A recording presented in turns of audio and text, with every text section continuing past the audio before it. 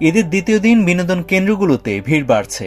সকাল থেকে রাজধানীর মিরপুর চিড়িয়াখানায় ভিড় করছেন অভিভাবকরা। পরিবার পরিজন, বন্ধু বান্ধব এবং ছোট বাচ্চাদের নিয়ে তারা চিড়িয়াখানায় প্রবেশ করছেন এবং দিন বাড়ার সঙ্গে সঙ্গে এই ভিড় বেড়েছে। চিড়িয়াখানার টিকিট কাউন্টার, চিড়িয়াখানা প্রাঙ্গণ এবং ফুটপাতগুলোতে দর্শনার্থীদের ছিল উপচে পড়া ভিড়। হাতি, বাঘ, ভাল্লুক, সিংহ, হরিণ, জিরাফ সহ নানান পশু দেখে অনেকেই ফিরে গিয়েছেন শৈশবে। আর এসব খাঁচাতেই শিশুদের আগ্রহ যেন একটু বেশি। দর্শনার্থীরা জানান, ঈদের আনন্দকে ভিন্ন মাত্রা দিতেই তারা প্রিয়জনদের সঙ্গে চিড়িয়াখানায় ঘুরতে এসেছেন। শিশুদের মধ্যে ছিল বিশেষ উচ্ছ্বাস, অনেকেই আবার ছবি তুলে সময় পার করছেন। আমার ভালো লাগতেছে, ঈদের পরে চিড়িয়াখানায় আইছি। পাশাপাশি আমার মামাতো বোন অতি সাপ দেখে ভয় পেয়েছে।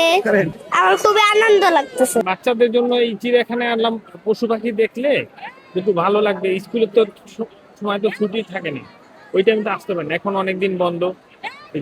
এদিকে অতিরিক্ত ভিড় সামাল দিতে চিড়িয়াখানা কর্তৃপক্ষ ছিল তৎপর।